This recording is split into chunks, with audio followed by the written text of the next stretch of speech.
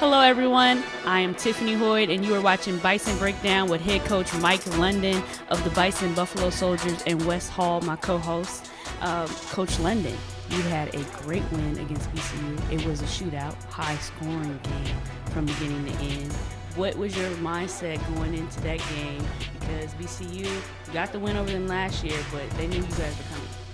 Yeah, it was a great team effort. Let me back up and talk about the trip in of itself. We left on Thursday and went out to do a community service project. The Krista Moore House is a place out there that deals with young kids from school age, toddlers, all the way to the elderly. And so our players were able to go and sit and talk and play games and ask the questions about how are you doing in school. I mean, it was great to see the interaction that our players had with the Krista Moore House, the people that were there. We got up with a lot of HU alum in that area, in the Indianapolis area.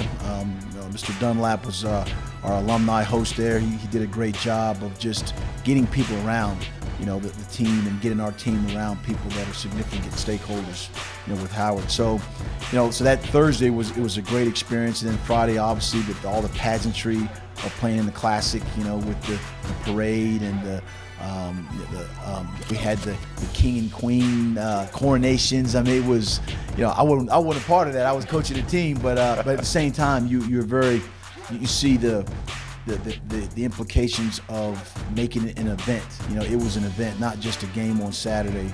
It was a celebrated event between two teams, HBCU teams. Bethune-Cookman, as you said, who we beat the last few moments of the season last year, and then in the first time in I don't know how many years, that we won, beat them. But then to have another really close game. Up there, last waning moments of the game, they're driving to tie, and we intercept the pass and run the clock out. So it was great effort by the players. The events of that Thursday and Friday that led up to the culmination of the game and celebrating on the field. We even Dr. Frederick, we gave him the trophy, the classic trophy, and he was holding up. He lost himself a little bit. He started to get, okay, he's the president. But shared it with Kerry Davis and just everybody, the Bison fans and alumni and stakeholders. It was a great event. The Classic people put on a really, they treated us well, and it was great to celebrate our first victory of the season. All right, and Coach, you talked about the pageantry and all the nuances of that weekend, and you guys were there from Thursday. You had a lot of things going around you, but you said you made time for community service. How do you keep the players grounded and in game mode during that big weekend? Well, the Thursday, we wanted to go out and spend time in the community and make it just about us, the team hanging around. So we watched a movie and just did some things together. Friday, we became more focused on the task at hand, like you normally would do on a Friday. This is we've traveled a lot over the last year and a half now, and the mindset that needs to be created when you are on the road. We talk about it being a business trip, and while we're there, we're here to win a football game, despite all the other things that are going on. So our guys have been good with that, and we're going to continue to keep that mindset as we're into the our third we just finished our third game, going into our fourth game, and not having been at Green Stadium yet. It seems like forever we haven't been here, haven't played a home game because of the weather and all these other issues. So we're practicing this week again, even though we don't have a game. We're open this week and try to get ourselves better and improve in some areas that we need to, and then get ready to go play North Carolina Central this time next Saturday. So, Coach, looking back on the season thus far, obviously started off against Ohio, then Kent State had what was originally week 3, like you said, washed out due to Hurricane Florence, and now, of course, this past week against Bethune-Cookman. What has kind of been your assessment of the first quarter of your season so far? What are some things that have stood out on the team, and then adversely some things that you need to work on moving forward on the schedule? Sure. We try to recognize the who and the what for us, and obviously for the opponents that we play. And what we found thus far is that there's a group of young running backs that have really emerged and have become players that are playing, and not only in offense, but they're now playing special teams as well. So that's a critical component. We have a young secondary, and I go back and look at a guy like Jalen Smith, who had an interception for a touchdown against Bethune-Cookman, the first play of the game. Freshman, they throw it deep, they catch it. He doesn't get rattled. He comes back and he makes a big play and takes a pick for a touchdown. So what I've seen thus far is that we're still playing young players, and that's okay. That's a good thing. What you want for them is birth date and weight room, But for us to get better, obviously there's some things, from a special team standpoint that we have to do a better job of. I have to do a better job of coaching it and making sure the coaches put a plan together so our players can execute. We gave up, 2 long kickoff returns for a touchdown. Our punt game has to do better in terms of flipping the field. So, there are some things that, that we definitely need to work on. You take the youth who are energetic, who want to win, and you keep teaching them, you keep coaching them. And we're hoping that as the season goes on, you see that experience eventually starts to take over as well, and it helps us win close games. So how do some of the players take one of their teammates ending up on ESPN with one of the best catches of the week, a one-handed snag on the far side of the field? Like, I just really want to know, what was the team feeling when you guys discovered that? I tell you what, this is the truth. Our second game against Kent State, one of our players was on the top 10 again, of receiver. Right. Damien Gillespie was on the top 10. So when they said that, Ezra's on the top 10, they're like, yeah, whatever. We're used to that, Right. But he was number one. That was the number one catch, and it looked like he had like super glue on his hands, the way he caught the ball. He does that in practice as well. He does that in practice. And you look at the receivers. Kyle Anthony, I believe, is the number one receiver in the MEAC for yards per catch. And I believe Jaquez is right up 1 or 2 and also catches as well. So there's no secret that they are our 2 best offensive threats, along with Newton and the running backs. But he does that a lot in practice. He's just amazed sometimes. So now, obviously, in the bye week, and you talk about practice, what's the philosophy for those who don't know what football teams do in their bye week? Since you don't have a matchup on the schedule, what's your approach to get through this week? Sure. One is also allocating a designated amount of time for academics. I know that the exams are coming up here pretty soon, so we extend the study hall that goes on, but we increase that as well, as far as tutoring, as far as whatever they need, because it's important that we do well academically. And then you have a chance not to so much look at other teams, but look at yourself and the things you need to work on, as we talked about. You give maybe that player that hasn't gotten a lot of reps, you give him a lot of reps for his development, because we're going to need everybody going down the stretch. As I talked about before, with the new NCAA rule, you're allowed to play in 4 games and then be redshirted.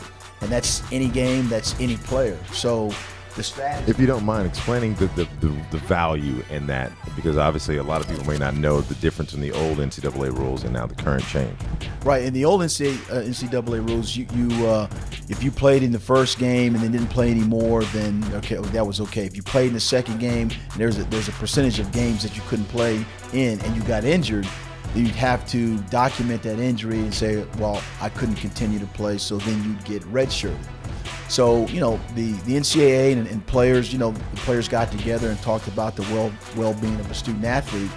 And the student athlete said, we sometimes a coach will put us in a game 3 or 4, and then we play, and then we play one more game, and then our year is burnt. We don't have a redshirt year. So what they came up with was, if you play in 4 games, no matter if it's the beginning, the middle, or the end, and don't play anymore, then you have an automatic red shirt or an opportunity to come back that following year and not having used any eligibility.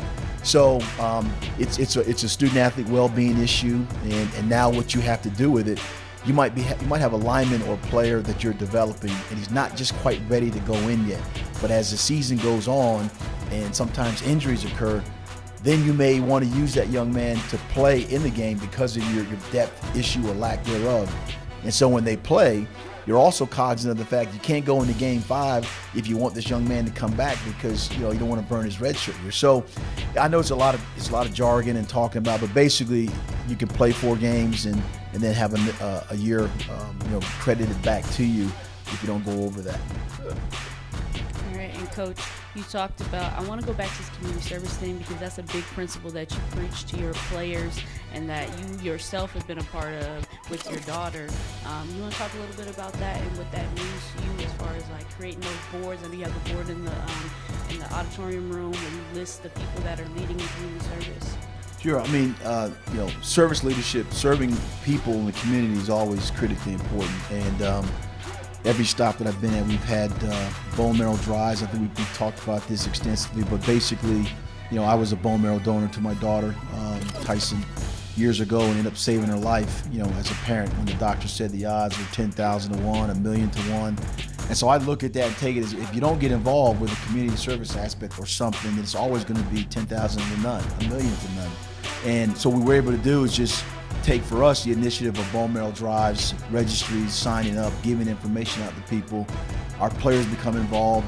And since we've been doing it, there's been 8 players been identified as people that can potentially save someone else's life. So if you raise your hand, you have a group of people in the room and they all raise their hand about who's been in their family's been touched with cancer or leukemia, there's a lot of hands that go up. And so we want to be proactive and we want to make sure that we're out there, doing our part. And so the guys have embraced that. And like you said, the community service is just, it's an aspect of us, but it's a huge aspect of the program. And Coach Miles Butler, he went down big in that game, and he was having a great game for you guys at that left tackle position. He was a freshman, and I talked to Kalen about it previously, and he said that Big Baby, everyone, they were kind of hurt by that, and they said they went out there and won that for him. What is your process of lifting guys up like that who go down and they're young and their mind is like, oh, I lose a season, but thankfully you'll have an option to redshirt. So what do you do to keep those guys going and keep their head in the game? Yeah, Miles, it was unfortunate, his injury that actually caused him to stay overnight, there in Indianapolis. And when he was laying on the ground, I tried to get up to him, I kind of hugged him, dropped a tear on his face, and all that stuff. But, your heart goes out for a young man that really, plays for the team and was out there as a true freshman playing left tackle. I mean, your left tackle, if you look at the NFL or any place, you want to get a left tackle, a quarterback, and a guy that can rush, those positions. So, but our team, they did a great job of just rallying around, Miles and letting him know that we love him, we care for him. When he got back a couple of days ago, they flew back, him, his father, and the offensive line coach, Daryl Bullock, and Dan Bellamy, who are our trainer. They all stayed overnight there, and then after the surgery, then they flew back here. So Miles is, he's here now on campus, and our guys are, checking in on him. He can't do anything for a while because he's, it was something extensive, and I want to get into the details of it. But, it's the next man up mentality. The reality of it is we love him, but the next man up has to go in and play. And we understand that when you play a sport and you lose a close friend to injury, there's got to be somebody else that will go in. So we always ask, who do you play for? And a lot of times players play for family members, for the idea that people said they could never make it, they couldn't do it. They play for themselves. And so that game, as we saw him being carted off, the guys, we rallied around each other and they're like, let's go, man, let's get this, let's finish this thing. So it was great to see. And Coach, you guys are in a recruiting period right now, and your coaches are out. Tell everyone what a quintessential Howard athlete, a quintessential Howard Mike London football player looks like. Well, when you walk in the office, what you see are the 3 standards: go to class, show class, and treat people with dignity and respect. So when you go out and recruit a young man, obviously you want to see his transcript and see if he has accomplishments on his transcript, not just the GPA, but what is he involved with in extracurricular activity. You don't look for absences. You look for things that are telltale signs that can look at the whole picture, not just a particular class or a GPA. And then you want like-minded individuals that believe you can come to a place like Howard and win in the classroom and win on the field. It's been proven. It's done. There's a Stanford model. There's Harvard. There's, when I was at Richmond, we won the national championship in 2008. Kids that were going to class and winning at the highest level. So you can do those things, and those are our type of people. You want guys that love football, but you want guys to understand that NFL, also stands for not for long, and there's a lot of things that we try to talk to the guys about. But those are kind of the elements we look for in a player. That's what I'm talking about, Coach. That's why I love doing this show, because I get to hear things from a good man who knows about the player is as important, and the person is as important as the player, and we're developing young men who have responsibilities to school, their community, and their families, and we appreciate that. So for this episode of the Bison Breakdown, of course, next opponent is bye week. Hello. So we're going to take a little break. Right, we're going to go one away. If you don't win your bye week, we're going to have to review the whole program. 2-0. So we want to make sure that we show this program a ton of love. Look out for us next week. We're not even going to tell you the matchup. You should already know it if you've looked at your schedule that you have already downloaded, because you are a Howard Bison fan. So until next time, for Tiffany and Coach, I'm Wes Hall. We'll see you next time.